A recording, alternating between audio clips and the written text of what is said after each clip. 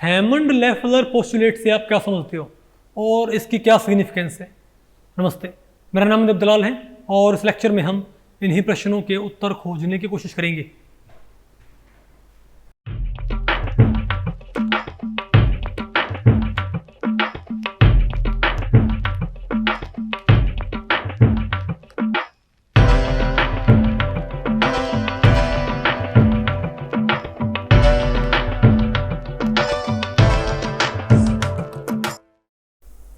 तो अब हमें क्या पढ़ना बताइए, हैमंड लेफ्लर पोस्टुलेट। तो भाई इस टॉपिक को हमने टोटल 3 सेक्शंस में डिवाइड किया हुआ है। पहले हम क्या पढ़ेंगे, statement of Hammond Leffler postulate, फिर हम क्या पढ़ेंगे, interpretation of Hammond Leffler postulate, फिर हम क्या पढ़ेंगे, significance of Hammond Leffler postulate. तो पहले बताओ क्या पढ़ते हैं, statement of Hammond Leffler postulate. तो देखो ये बात ध्यान रखो कि आमतौर बुक्स में क्या होता है, दिया होता है लेफ्लर प्रिंसिपल। क्या, एक लेफ्लर प्रिंसिपल होता है जो मेरे ख्याल से बाद में आया था। पहले क्या था आपका, हुई हैमंड पोस्टुलेट, ठीक है। दिया होता है लेफ्लर प्रिंसिपल, उसका नाम क्या लिखा होता है, क्योंकि वो आपस में क्या होते हैं, मिलते जुलते, ठीक है। लेकिन भाई लेफ्लर प्रिंसिपल स्लाइटली उसकी स्टेटमेंट क्या थी, अलग थी, किससे, हैमंड पोस्टुलेट से। दोनों ही क्या बताते हैं भाई, दोनों ही नहीं है जो ट्रांजिशन स्टेट है, क्योंकि आपको पता है कि इंटरमीडिएट जो होते हैं उनके पास तो क्या होती है, इंटरमीडिएट्स क्या होते हैं, एक्चुअल मोलिकुलर ज्योमेट्रीज, जिनको हम आइसोलेट कर सकते हैं भाई। लेकिन ट्रांजिशन स्टेट्स कोई एक्चुअल मोलिकुलर ज्योमेट्रीज नहीं होती ना, तो उनके स्ट्रक्चर हम कैसे मालूम करेंगे भाई, समझे बात। तो इसके लिए हमारे पास क्या होता है, एक तो हैमंड पोस्टुलेट, क्या होता है, लेफ्लर पोस्टुलेट। लेकिन दोनों ही कमोबेश क्या होते हैं, सेम। दोनों की स्टेटमेंट स्लाइटली क्या होती हैं, डिफरेंट होती हैं भाई। तो इनको कलेक्टिवली बोलना चाहिए हैमंड लेफ्लर पोस्टुलेट, ठीक है। तो आपको पहले बताएंगे, आप जब आप ये पढ़ते हो ना कि भाई जो ट्रांजिशन स्टेट होगी वो एनर्जी में जिसके क्लोज पड़ेगी, ट्रांजिशन स्टेट एनर्जी में जिस, अगर भाई ट्रांजिशन स्टेट क्या है, अगर सिर्फ क्या हमारे पास रिएक्टेंट और फाइनल प्रोडक्ट वाला क्या है, ट्रांजिशन स्टेट, समझ गए बात। तो ये बताओ क्या होगी भाई, इसकी स्ट्रक्चर भाई ज्यादा किससे मैच करेगी, इससे या इससे, जो एनर्जी में क्या होगा, क्लोज होगा। हम ऐसे पढ़ते हैं ना भाई, ये आपका क्या होता है, लेफ्लर प्रिंसिपल। क्या होता है आपका, ये लेफ्लर प्रिंसिपल होता है भाई। नहीं बात आपको पहले पढ़ी, समझे बात। लेकिन इसको बोलते क्या है, हैमंड पोस्टुलेट भाई। एक्चुअल हैमंड पोस्टुलेट क्या होता है, तुम क्या बोलेंगे, Hammond postulate states that if two states, यहाँ पर कंडीशन हुई, अगर दो states, for example transition state and N unstable intermediate, आप मानो भाई अगर दो स्टेट्स हैं, समझे बात, बोलो भाई, वो कॉन्जिक्यूटिव क्या है वो, if two states are consecutive and have very small energy gap. बोलो भाई दो स्टेट हैं, एक तो आप क्या मानो भाई, ट्रांजिशन स्टेट, क्या मानो आप, इंटरमीडिएट की स्टेट, तो आप क्या मान लो भाई, अरे आप क्या मान लो, इंटरमीडिएट स्टेट। ये क्या है, ट्रांजिशन, क्या हमारे पास भाई, इंटरमीडिएट की स्टेट है, ये क्या आपको, अरे बोलो भाई। तो क्या कहता है, तो ये क्या कहता है, अगर दो स्टेट्स, ट्रांजिशन स्टेट और क्या हमारे पास, एक अनस्टेबल इंटरमीडिएट, ओकर consecutively during a reaction process and have nearly same energy content, और अगर उनकी एनर्जी भी क्या ऑलमोस्ट सेम। देखो भाई इसको इससे कंपेयर करना बेटर नहीं रहेगा, क्योंकि इनकी एनर्जी में क्या बहुत ज़्यादा डिफरेंस है। लेकिन अगर हमारे पास क्या भाई, ये हमारे पास क्या मान लिया, ट्रांजिशन, ये हमारे पास क्या बताओ भाई, ट्रांजिशन स्टेट, हमारे पास क्या है, इंटरमीडिएट। अगर इनका एनर्जी गैप क्या बहुत कम होगा भाई, नहीं समझे बात। तो उनके इंटर कन्वर्जन के लिए बताओ क्या होगा, there interconversion will involve only a small reorganisation of the molecular structure. ये होता है एक्चुअल हैमंड पोस्टुलेट। क्या, अगर किसी रिएक्शन के दौरान जो क्या बनती है, अगर किसी रिएक्शन के दौरान दो स्टेट्स, मान लिया ट्रांजिशन स्टेट और इंटरमीडिएट स्टेट्स में हो सकता है क्या हो, रिएक्टेंट और इंटरमीडिएट हो। बोलो भाई, कोई दिक्कत नहीं है, रिएक्टेंट और क्या हो, ट्रांजिशन स्टेट, कोई दिक्कत नहीं है। नहीं बात आपको पहले पड़ी, लेकिन क्या बोलती है भैया, अगर दो स्टेट्स किसी रिएक्शन के दौरान, अगर दो स्टेट्स, जैसे कि हमारे पास क्या हो, ट्रांजिशन स्टेट और इंटरमीडिएट, बताओ वे कॉन्जिक्यूटिवली एग्जिस्ट करते हैं, कैसे, कॉन्जिक्यूटिवली, और उनमें एनर्जी डिफरेंस क्या है, बहुत कम, ठीक है। तो उनकी मॉलिक्यूलर स्ट्रक्चर, तो भाई उनके इंटरकन्वर्जन में मॉलिक्यूलर स्ट्रक्चर का वो थोड़ा क्या होगा, रीऑर्गेनाइजेशन।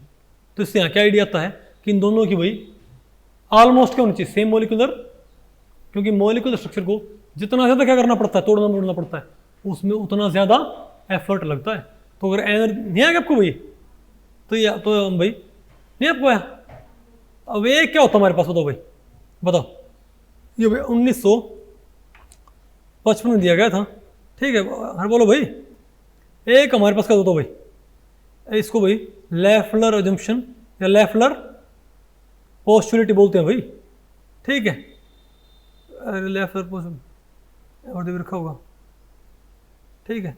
बताओ अब जे.ई. लेफ्लर ने क्या बोला था, उन्होंने क्या बोला, उन्होंने अजम्पशन दिया कि ट्रांजिशन स्टेट, उन्होंने बात की सिर्फ ट्रांजिशन स्टेट की, will have greater resemblance to the less stable species. क्या बोलो भाई, लेफ्लर ने क्या बोला था कि भाई structure of transition, hypothetical structure of transition state will resemble to less unstable, sorry अरे मोर अनस्टेबल स्पीशीज, क्या लेस बोला क्या यहाँ पर, अरे लेस स्टेबल, लेस अनस्टेबल, अरे लेस स्टेबल या मोर अनस्टेबल स्पीशीज भाई। तो लेफ्लर ने क्या बोला था कि भाई ये जो ट्रांजिशन स्टेट होगी ना, इसकी स्ट्रक्चर किससे रिजेंबल करेगी, लेस स्टेबल या मोर अनस्टेबल से। तो इसके कॉन्जिक्यूटिव कौन पड़ता है, ये रिएक्टर में कौन पड़ता है, ये इंटरमीडिएट। नहीं आपको समझाया, तो इसकी स्ट्रक्चर भाई किससे रिजेंबल करेगी, बताओ भाई, लेस स्टेबल स्पीशीज से। लेस स्टेबल कौन है, रिएक्टेंट है कि इंटरमीडिएट है, इंटरमीडिएट। तो आपको लगा भाई ऑलमोस्ट सेम सी बात है ना। तो भाई हैमंड पोस्टुलेट और लेफ्लर अजम्पशन या प्रिंसिपल ऑलमोस्ट सेम ही बात करते हैं, इसलिए क्या बोलना बेटर इसको भाई। लेकिन बुक्स में क्या होता है जब पढ़ते हो, अरे भाई कि transition state, structure of transition state will resemble with more unstable species, हम ये तो पढ़ते हैं भाई, इसको बोलते क्या है, हैमंड पोस्टुलेट। लेकिन होता क्या है ये, लेफ्लर अजम्पशन या लेफ्लर प्रिंसिपल। समझ गए बात, दोनों भी कमोबेश सेम है भाई, दोनों कमोबेश क्या है, सेम है। तो इसमें क्या बोलेंगे, हैमंड लेफ्लर पोस्टुलेट।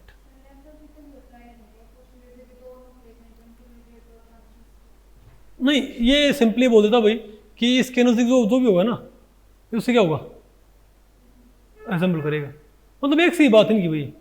लेकिन यहाँ पर उसने पर्टिकुलरली क्या बता रखा है कि एनर्जी डिफरेंस क्या होना चाहिए, बहुत कम होना चाहिए।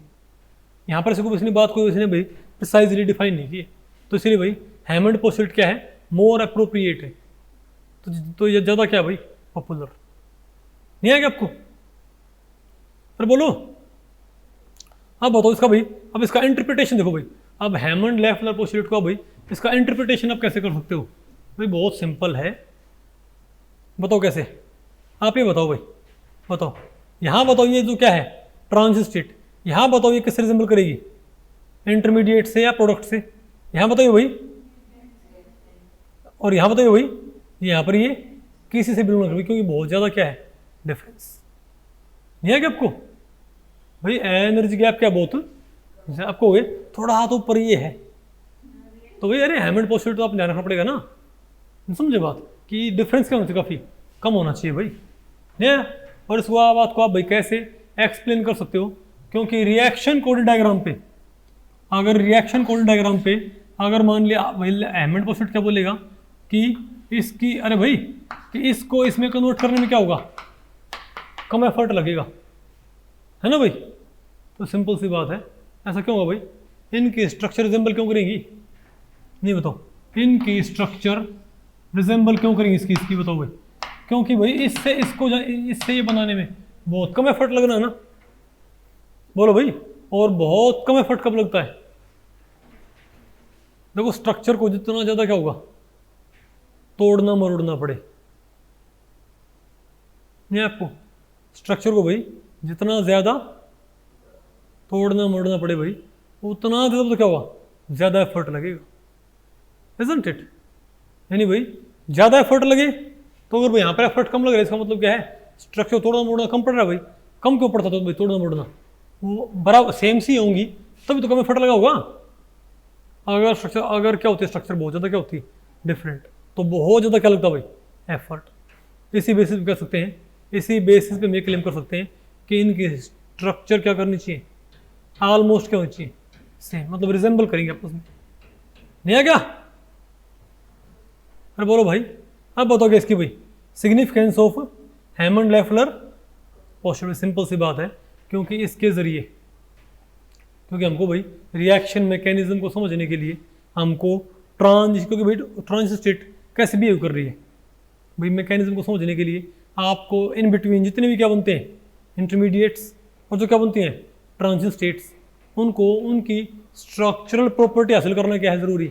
अब इंटरमीडिएट्स को तो आप फिर भी कैसे हासिल करोगे, एक्सपेरिमेंटली। लेकिन भाई अब मैकेनिज्म को समझने के लिए ट्रांजिशन स्टेट आपको मालूम होनी चाहिए भाई, उसकी स्ट्रक्चरल प्रॉपर्टीज। अब स्ट्रक्चरल प्रॉपर्टी हमको मालूम है नहीं, क्योंकि आइसोलेट वो हो नहीं सकती, तो आप हैमंड लेफ्लर पोस्टुलेट के जरिए आप उसकी स्ट्रक्चर के बारे में कमेंट कर सकते हो, और स्ट्रक्चर के बारे में कमेंट करके आप रिएक्शन के जो क्या होते हैं प्रोडक्ट्स, उनका जो कंटेंट होता है, यील्ड होता है, उसको प्रिडिक्ट कर सकते हो। नहीं आएगा आपको? अरे बोलो, आ गया? तो भाई इस लेक्चर में इतना ही। अगर इस लेक्चर के बारे में आपके कुछ प्रश्न या सुझाव हैं तो आप मुझे नीचे कमेंट सेक्शन में पूछ सकते हैं, मैं उनके उत्तर देने की पूरी कोशिश करूंगा। तो ठीक है, मिलते हैं अगले लेक्चर में, तब तक के लिए नमस्ते।